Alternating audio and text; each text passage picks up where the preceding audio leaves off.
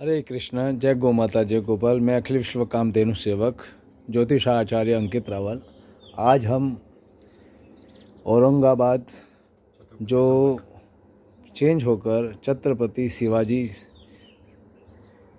शहर के नाम से प्रचलित हो रहा है और वहाँ सुधाकर जी के पास हम पहुँचे हैं। देखिए, प्रातः नियमित रूप से सुधाकर जी अग्निहोत्र किस प्रकार करते हैं हम आपको बताएंगे कि अग्निहोत्र मानव जीवन के लिए क्या क्या फलदायक देता है। आपकी बड़ा ही सुंदर एग्रीकल्चर फार्म है। यहाँ 27 नक्षत्र वाटिका आप देख सकते हैं।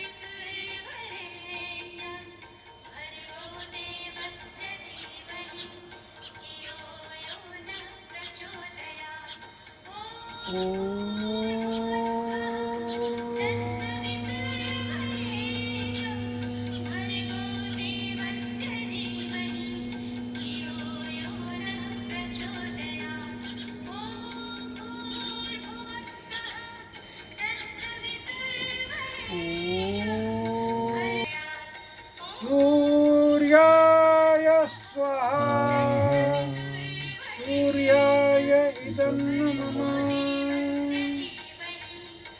प्रजापते स्वाहा प्रजापते इदं नमः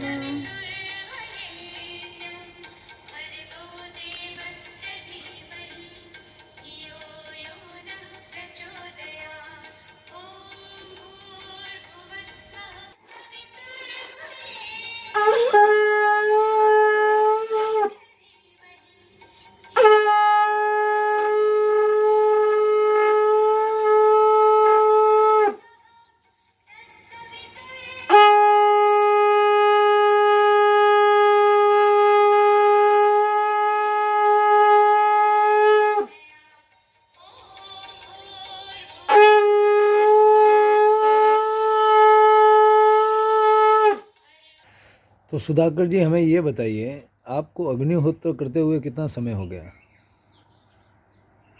अभी नियमित रूप से पिछले 4 साल से चालू है। जब से मैं यहाँ रहने के लिए आया है, उसके पहले बीच बीच में चालू हुआ, बंद हुआ। तो अग्निहोत्र लगभग पिछले 25 साल से जानकारी है और करता हूँ। अच्छा, मानव के लिए कितना उपयोगी है, मानव शरीर के लिए कितना उपयोगी है, प्रकृति के लिए कितना उपयोगी है, खेती के लिए अग्निहोत्र कितना उपयोगी है, इसका एक संक्षेप में थोड़ा हमें वर्णन बताएं। जो आदमी बहुत ही स्वार्थी है, तो उसने अपने स्वार्थ के लिए अग्निहोत्र करना बहुत ज़रूरी है। लेकिन इसका सबसे अधिक फायदा जो होगा वो पर्यावरण को होगा, पंच महाभूतों को होगा। दूसरा फायदा इसका खेती के लिए होगा, पशु पक्षियों के, प्राणियों के लिए, गाय के लिए होगा। और तत्पश्चात जो बचा हुआ फायदा है वो स्वयं मानव के लिए होगा। तो ये कहा गया है शास्त्रों में कि घी का उपयोग जो है वो सिर्फ यज्ञ के लिए ही घी का इस्तेमाल करना चाहिए। और यज्ञ का संक्षिप्त रूप अग्निहोत्र है, जो नित्य और कोई भी कर सकता है। संसारी आदमी कर सकता है, और करते समय तो उसको कहना पड़ेगा कि तू अपने स्वयं स्वार्थ के लिए कर, लेकिन इसका अधिकतम लाभ पंच महाभूतों को होगा और पर्यावरण को होगा, ऐसा मेरा जानना है। बहुत धन्यवाद। आचार्य अंकित रावल आप सभी को प्रणाम करता हूँ। आज हम संभाजी नगर क्षेत्र में पहुँचे हैं और हमारे साथ सुधीर जी विद्वान साथ में हैं। आप काफ़ी लंबे समय से राष्ट्रीय संघ सेवक संघ के प्रचारक रहे हैं। इस पूरे क्षेत्र में आपने ऑर्गेनिक गो आधारित कृषि के बारे में कई किसानों को जागरूक किया है। वर्तमान में हम इनके फार्म पर पहुँचे तो हमने यहाँ आते ही देखते हमें बड़ा ही आनंद आया, क्योंकि वर्तमान में ऐसे लोग बहुत कम मिलते हैं। आपने करीबन 13 से 14 प्रकार की विशेष गो आधारित खादों का निर्माण किया है और उस पर कई प्रकार के वैज्ञानिक शोध किए हैं। आप नियमित रूप से अग्निहोत्र के भस्म का प्रयोग नियमित रूप से करते हैं। तो मेरा सुधाकर जी से कुछ विशेष आग्रह है कि आप हमें अग्निहोत्र भस्म के बारे में बताएं कि उसको विदेशी लोग क्या कहते हैं, हमारी पौराणिक परंपरा इसे क्या कहती हैं, और वर्तमान में खेती का इसका क्या क्या उपयोग है। अग्निहोत्र भस्म के ऊपर सबसे अधिक साइंटिफिक रिसर्च जो हुआ है वो अमेरिका, जर्मन और जापान में हुआ है। वो अमेरिकन साइंटिस्ट ने ये भस्म को नाम दिया है वंडर बॉल।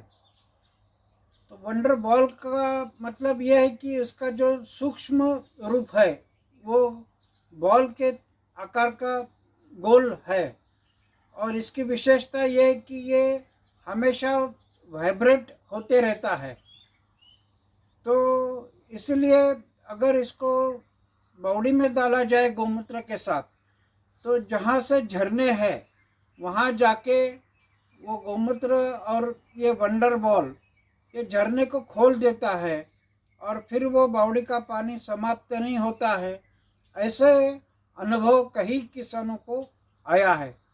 दूसरा, इसको फिटकरी के साथ मिलाकर अगर भूमि में डाल दिया जाए, तो आज जो भूमि की बड़ी समस्या है कि सख्त हो गई है भूमि।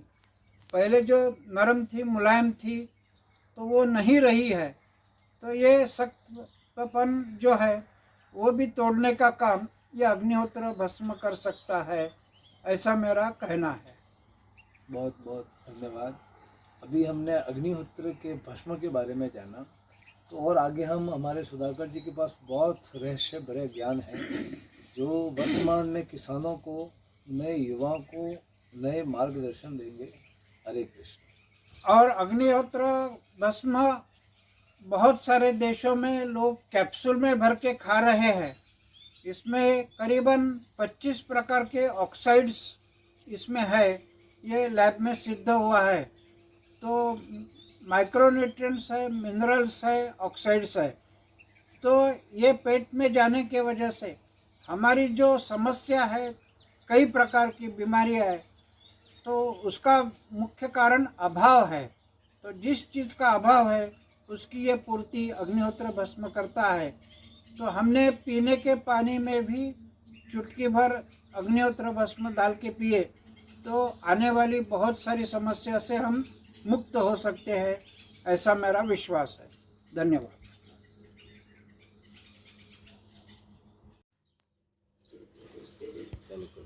आपको फोकस करें।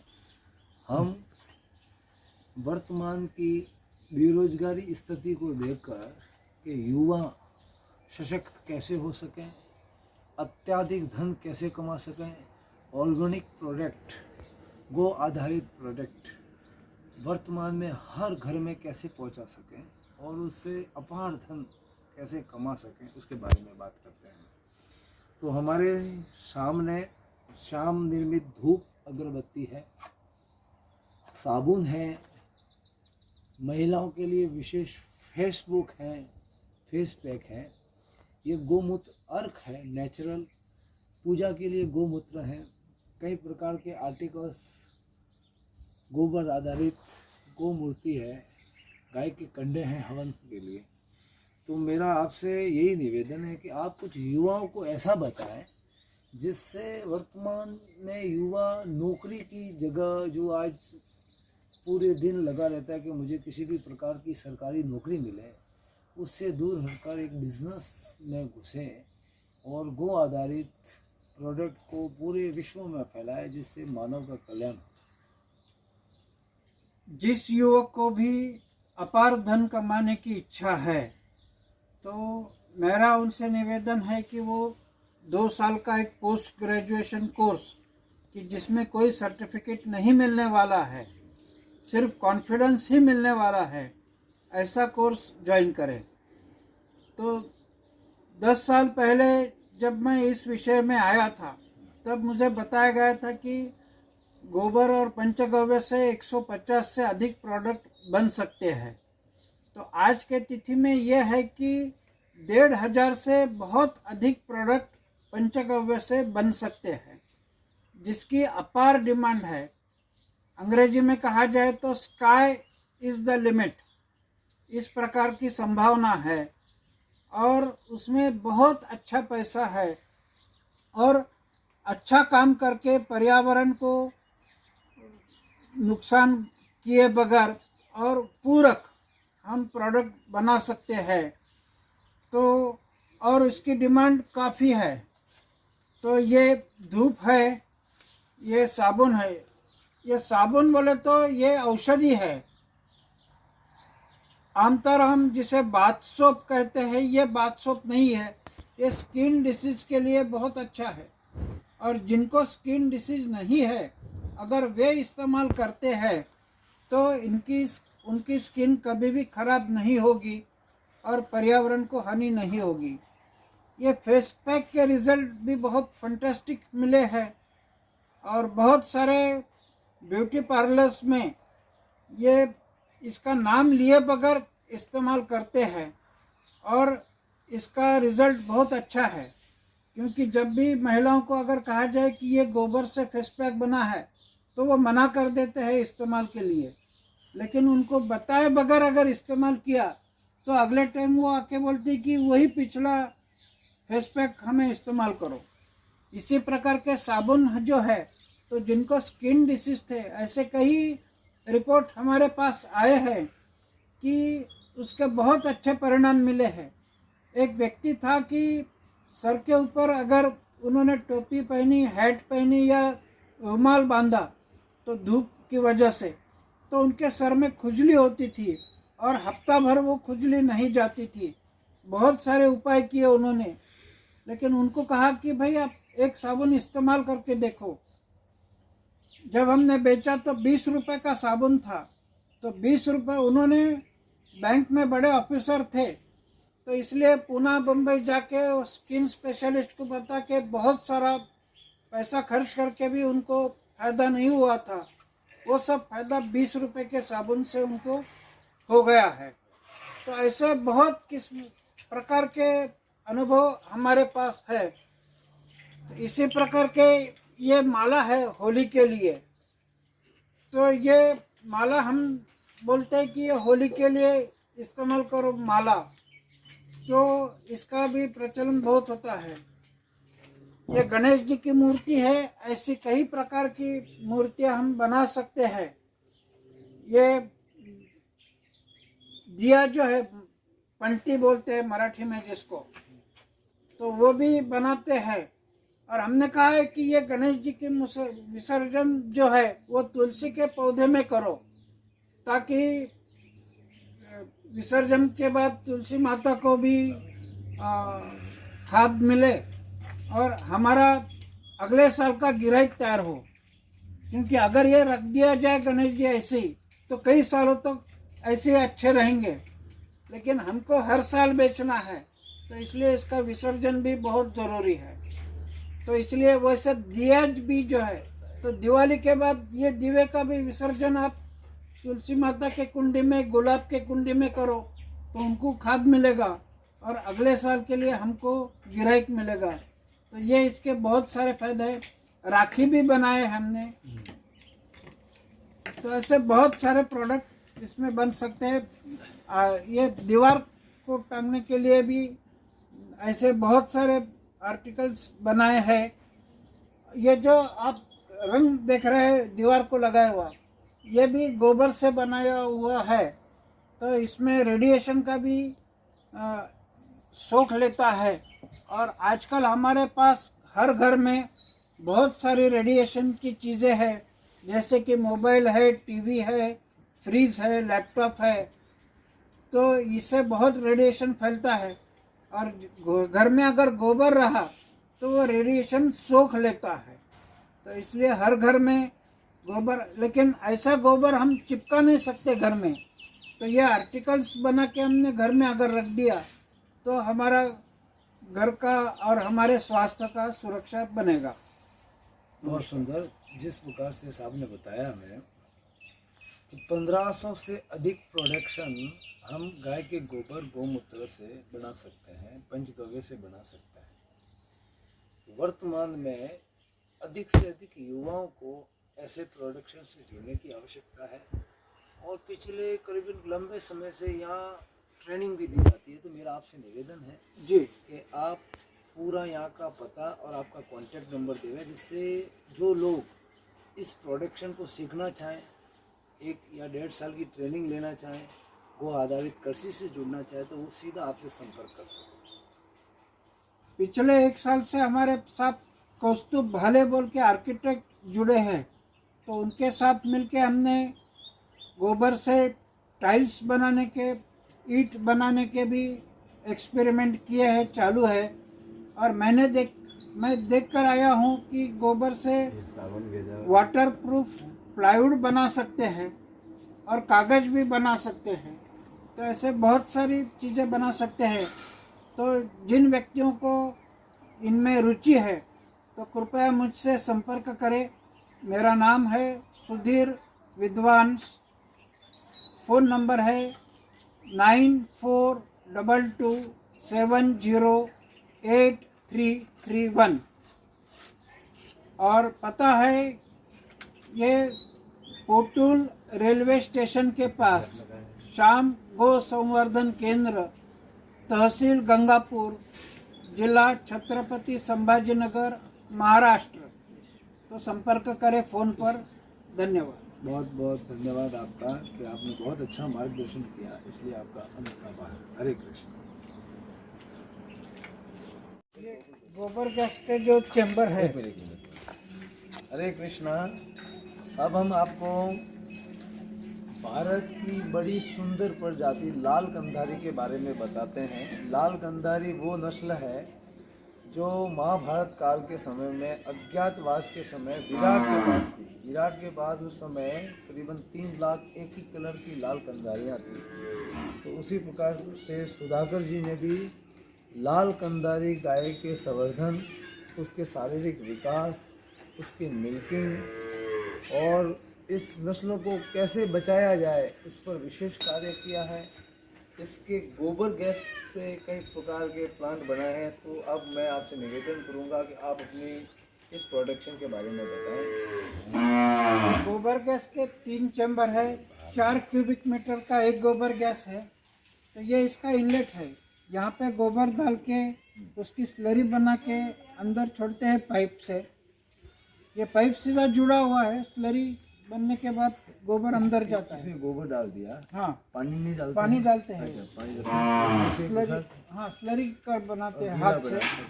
और ये यहाँ से पाइप है। हाँ, वो पाइप से, तो ये पाइप से सीधा स्लरी अंदर जाता है। अच्छा, तो अंदर ये 4 क्यूबिक मीटर का डोम है। उसमें अनएरोबिक कंडीशन से उसमें से मीथेन अलग होता है। ये डोम सीमेंटेड है? हाँ, ईंट का बना हुआ है, सीमेंट और ईंट का।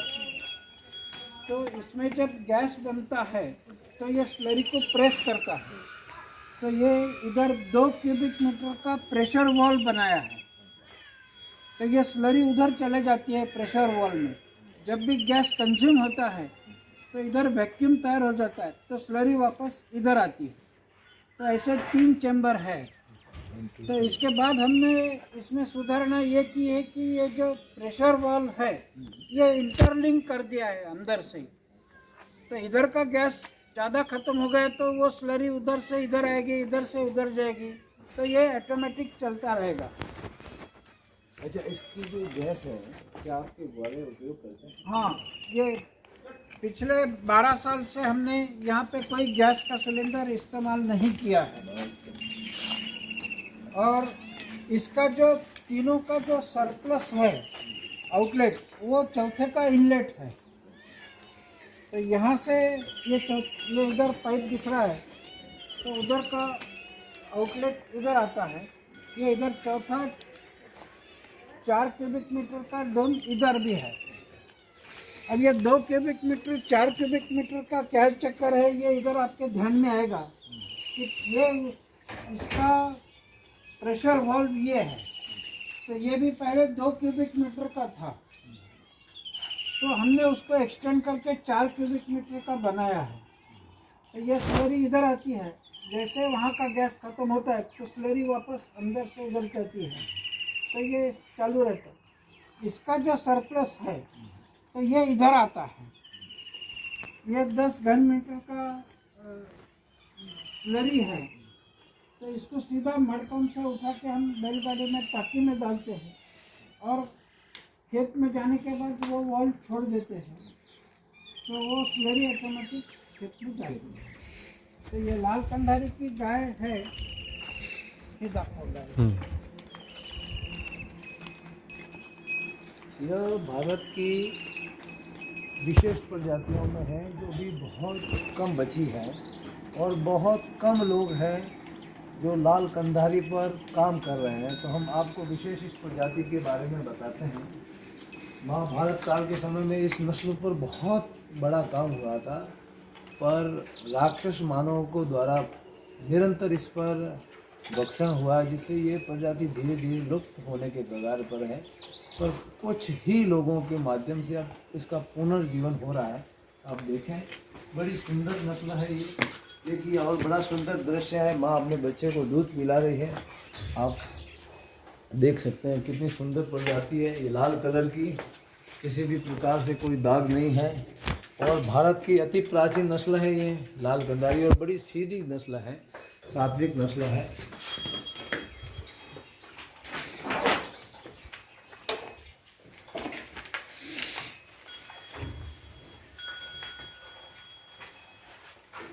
आप हमें कुछ लाल कंधारी के बारे में बताएं कि अभी वर्तमान में इस पर कितने काम करने की आवश्यकता है, और अगर इसका शारीरिक विकास और उसका मिल्किंग का विकास हो, क्योंकि हमने यहाँ तक सुना है कि इसकी दूध की जो गुणवत्ता है अन्य गायों से विशेष है।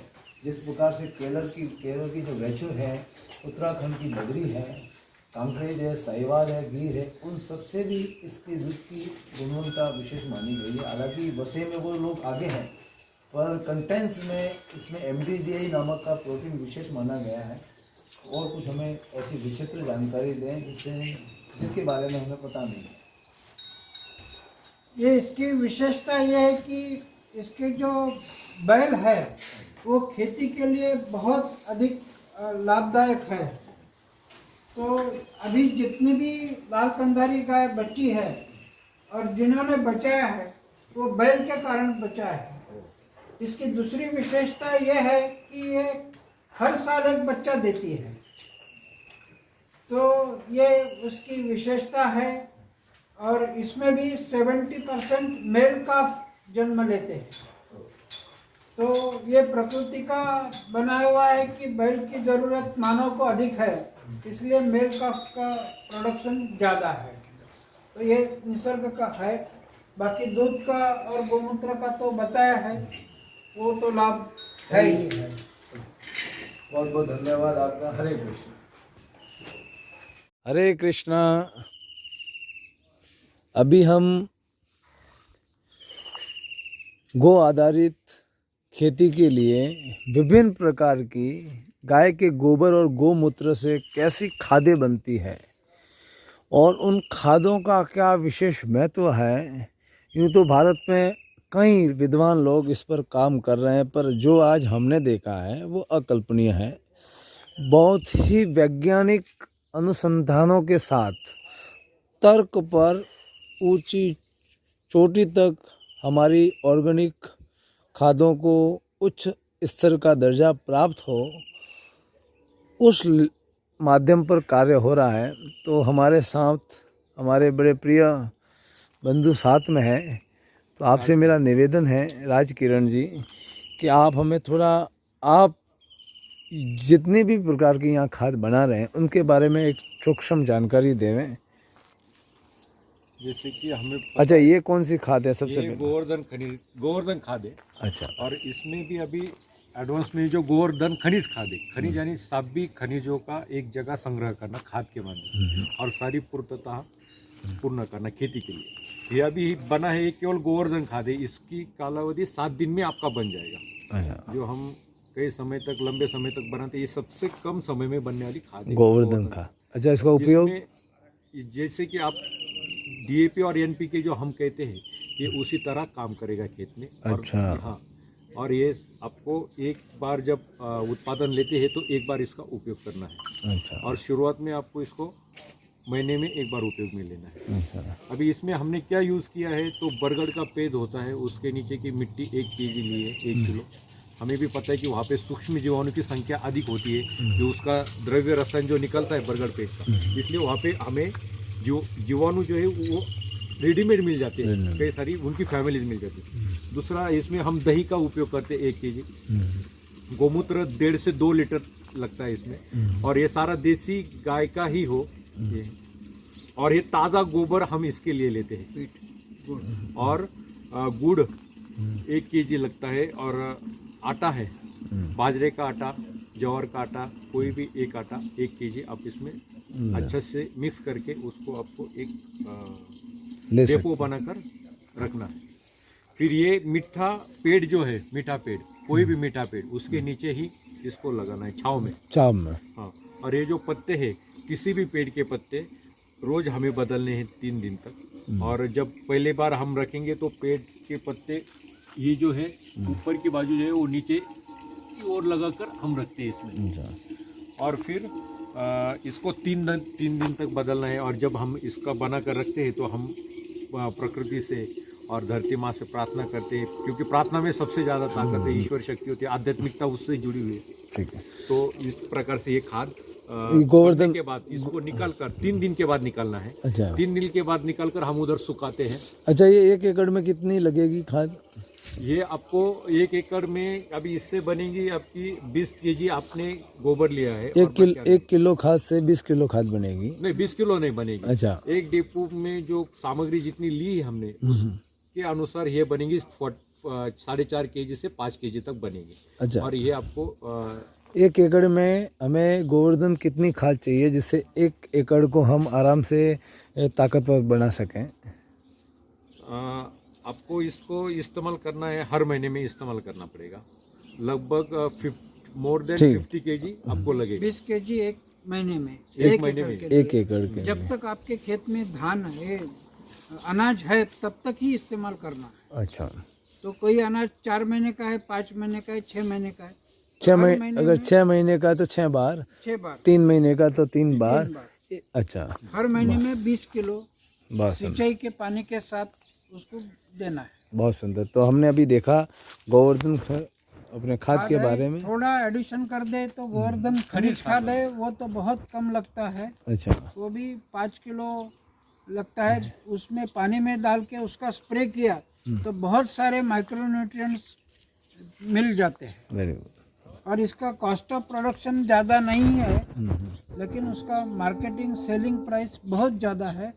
और प्राइस ज़्यादा होने से भी अधिक फायदा यह है कि इसमें किसानों का फायदा बहुत गुना ज़्यादा है, और उससे अधिक गुना फायदा धरती माता का है। जय हो, बहुत सुंदर। अच्छा, अब हम आपको दूसरे नंबर की जो खाद है भस्म रसायन खाद, उसके बारे में बताएंगे कि इसका क्या महत्व है और इसकी क्या गुणवत्ता है और 1 एकड़ में कितना उपयोग किया जाता है। ये भस्म रसायन में माइक्रोन्यूट्रिएंट्स की संख्या बहुत अधिक मात्रा में है, और इसको बनने में सिर्फ 2 दिन लगते हैं। अच्छा, और ये 100 ग्राम पर एकड़ पर मंथ ही काफ़ी है। 1 एकड़ में हाँ। 100 ग्राम। हाँ, और लागत कम है और फायदा अधिक है। अच्छा, आपके कहने का तात्पर्य है कि अगर हम इस भस्म खाद का उपयोग करते हैं तो दूसरी खाद की उपयोग नहीं, हमें। नहीं, दूसरी खाद की जरूरत है, इसमें सिर्फ माइक्रोन्यूट्रिएंट्स है। अच्छा, न्यूट्रिएंट्स के लिए हाँ, माइक्रोन्यूट्रिएंट्स खेती को और ताकतवर बना सके, जमीन ताकतवर बन सके, इसलिए इसका आपकी फसल की उपज ज्यादा है, ज़्यादा है इसके, रासायनिक से ज्यादा है। इसलिए हमें। इसलिए अच्छा, ये भस्म खाद कैसे बनेगी? ये मिट्टी और गोबर, अच्छा, सेंधा नमक, गेरू, तो ये नारियल के छिलके, अच्छा, तो ये सब मटके में डाल के उसको पकाना है। अच्छा, उसको जला देना 12 है। घंटे अच्छा, पैक करके, अच्छा, और ये बनेगी। अच्छा, मैग्नीशियम, ये सब ये सब अलग अलग मिट्टी की है। अलग अलग मिट्टी ही है, मिट्टी। अब हम तीसरी खाद के दर्शन करेंगे, केचुआ खाद। तो मुझे बताएं कि कितने समय से ये केचुआ खाद कितने समय में तैयार हो रही है आपके पास, और 1 एकड़ में ये कितनी लगती है और क्या लागत आती है इसकी? केचुआ खाद बनने में 3 महीने लगते हैं। तो इसके नीचे हमने लकड़ी, जो खेत की लकड़ी है ऐसी सूखी, वो डाले हैं। अगर लकड़ी नहीं है तो ईंट के टुकड़े भी डाल सकते हैं। इसके ऊपर परत बाय परत, एक परत 4-5 इंच की गोबर की, सूखे पत्ते, हरे पत्ते, फिर गोबर, ऐसे डाल के उसको 3 फीट का बेड बनाना है। अच्छा, और बेड बनाने के बाद उसको पानी डाल के ठंडा करना है। अच्छा, और जब ठंडा हो जाए तो इसमें केचुआ छोड़ना है, तो छोड़ना वो खाद अपने आप बन जाती है। बंद, बहुत जब सुंदर। खाद बन जाती है तब पानी देना बंद करना है, अच्छा, और पानी देना बंद कर दिए तो केचुए ऑटोमेटिकली नीचे चले जाते हैं, अच्छा, और ऊपर का हम इस्तेमाल कर सकते हैं। अगर हमें इसको बेचना है तो इसको छानना पड़ेगा मार्केटिंग वैल्यू के हिसाब से। वैल्यू के साथ अगर हमारे खेत में इस्तेमाल करना है तो इसको छानने की कोई आवश्यकता नहीं है। नहीं है, तो देख इसका सकते हैं। मूल्य जो है वो 10 रुपये किलो। पर केजी मिलता है। अच्छा, और 1 एकड़ के लिए, एक फसल के लिए 1 टन पर्याप्त है। 1 एकड़ में 1 एकड़ में 1000 किलो 1000 किलो पर फसल। पर फसल। बहुत सुंदर। गो कृपा अमृत छोड़ने के बाद आप देख सकते हैं डेवलपमेंट, खाद का डेवलपमेंट देखें, कई प्रकार के अंश, मशरूम देखिए, बैक्टीरिया को और ताकतवर बना रहे हैं।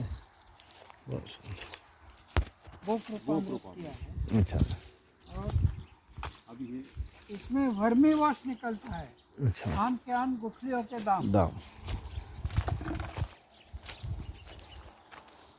तो इसमें जो हम पानी छोड़ते हैं तो इसका एक्सेस पानी इधर जमा होता है।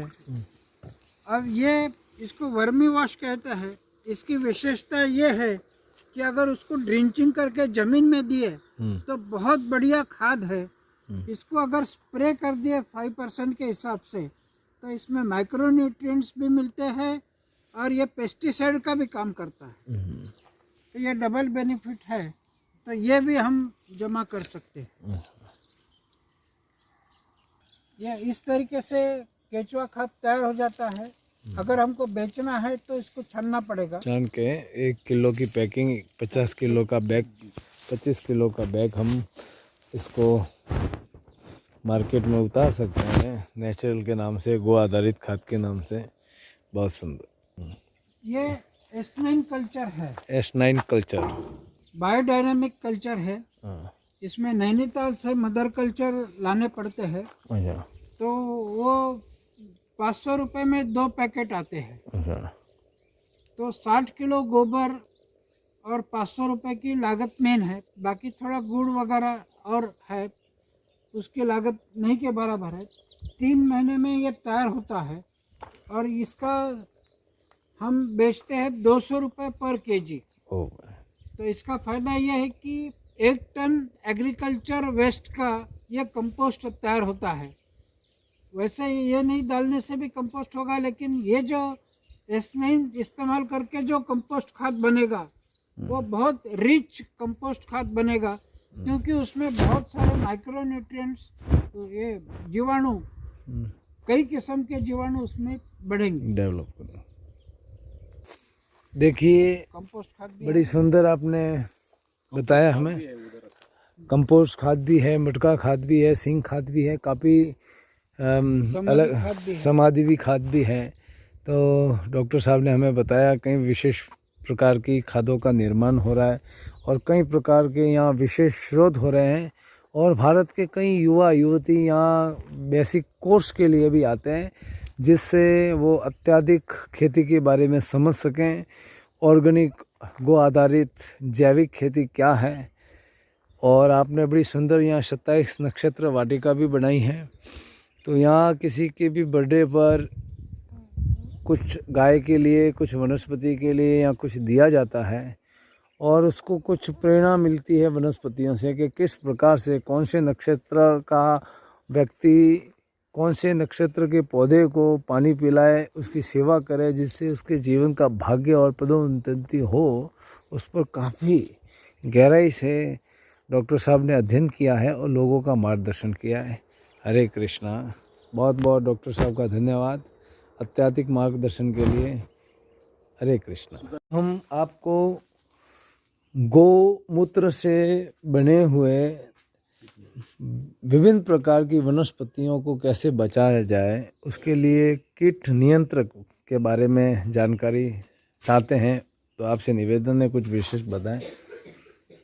यह है गौमूत्र कीट नियंत्रक। हाँ तो गौमूत्र 20 लीटर ये मटके में डाल के छाव में आधा मटका गाड़ के रखना है मिट्टी में।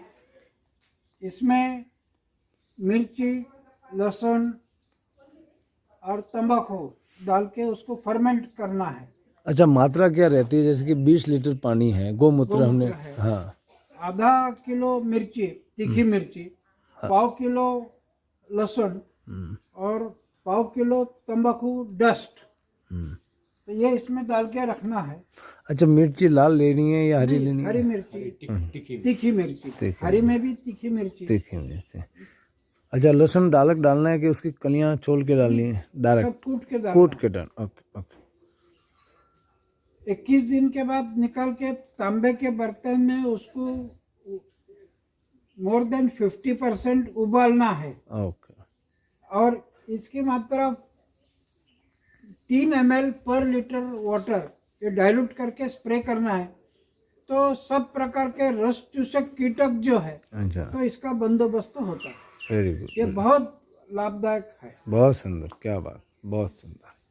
ये महत्वपूर्ण जानकारी रही सभी किसानों के लिए और ख़ास करके हिमाचल के उन किसानों के लिए जो आज वर्तमान में सेब और नाशपाती पर विभिन्न प्रकार के कीटनाशक का उपयोग कर रहे हैं।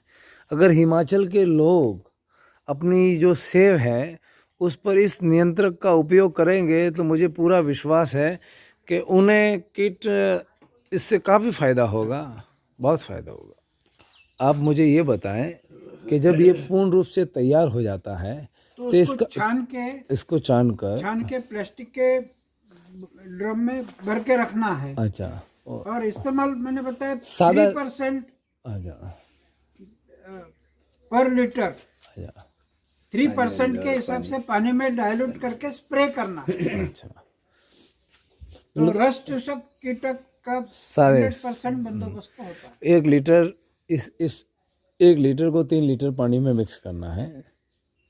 नाही, म्हणजे हे आता 100 लिटर पाण्यामध्ये 3 लिटर हे टाकायचं। 100 लीटर पानी में 3 लीटर 3 लीटर डालने का। देखिए बड़ा सुंदर और बड़ा सस्ता ही इलाज है। कोई किसी भी प्रकार का कीटनाशक नहीं लाना है। आप समझ सकते हैं 3 लीटर से 100 लीटर हमारे पास विशेष प्रकार की आयुर्वेदिक दवाई तैयार होगी जिससे हम हर प्रकार के कीटनाशक का इससे भगा सकते हैं, कीट नियंत्रक से बचा सकते हैं। हरे कृष्ण। बहुत सुंदर। देखिए इस प्रकार से ऐसे ड्रमों से स्प्रे किया जाता है। इसमें बैल लगा दिए जाते हैं और जनरेटर के माध्यम से स्प्रे किया जाता है। बहुत सुंदर तरीका, बहुत सुंदर। मैं अखिल विश्व काम धेनु सेवक ज्योतिषा आचार्य अंकित रावल आप सभी को प्रणाम करता हूं। आज हम आपको एक ऐसी जादुई तरीका दिखाने वाले हैं कि आप देखकर ही आनंदित हो जाएंगे। हम आपको आज लाल कंधारी गाय के दूध की पैकिंग बता रहे हैं जो 6 महीने तक इस दूध को पैकिंग कर फ्रिज में रखने पर भी वो खराब नहीं होता है। तो आप मेरे डॉक्टर साहब से निवेदन है कुछ विशेष बताएं इसके बारे में। सुधीर विद्वांस श्याम गौ संवर्धन केंद्र। यह समस्या रहती है कि गौशाला में जब दूध रहता है तो इतना ज़्यादा दूध होता है कि उसका क्या करे, यह समस्या होती है। और जब नहीं रहता है तो बिल्कुल नहीं रहता कि एक बूंद दूध भी मिलना मुश्किल होता है। तो ऐसी विषम स्थिति में कैसा करें, तो इसका बहुत आसान हल है कि जैसे ही दूध निकलता है तुरंत हम उसको आधा लीटर गिन के सिंपल सीलिंग मशीन पे, ये सादी सीलिंग मशीन है, इसके ऊपर सील करके ये डीप फ्रीज में रख देते हैं। बाजार में जो भी डीप फ्रीज मिलते हैं वही है, आइसक्रीम का नहीं है, दूसरा है ये। तो इसका टेम्परेचर -20 डिग्री सेल्सियस है। तो ये ऐसा उसका बर्फ बन जाता है। तो मैंने खुद 6 महीने तक इसका इस्तेमाल किया है और बहुत ही शुद्ध दूध हमको मिल सकता है। तो जो गौशाला को ये समस्या होती है कि बचा हुआ दूध का क्या करें, तो उनके लिए ये काफ़ी आसान तरीका है। स्टोरेज कर सकते हैं और इसका लंबे समय तक इसका होमोजेनाइज नहीं किया है, पास्चराइजेशन नहीं, कुछ प्रिजर्वेटिव नहीं, कुछ भी नहीं है। ये दूध निकालने के बाद 8 घंटे के बाद ये नॉर्मल दूध होता है। अभी इसका टेम्परेचर -20 है। तो जब इस्तेमाल करना है तो 8 घंटे पहले निकाल के बर्तन में रखना है। तो 8 घंटे के बाद ये दूध होता है। तो फिर बाकी दूध जैसे इस्तेमाल करते हैं उसी तरीके से इसको इस्तेमाल करना है। बहुत बहुत धन्यवाद। बहुत बहुत हरे कृष्ण।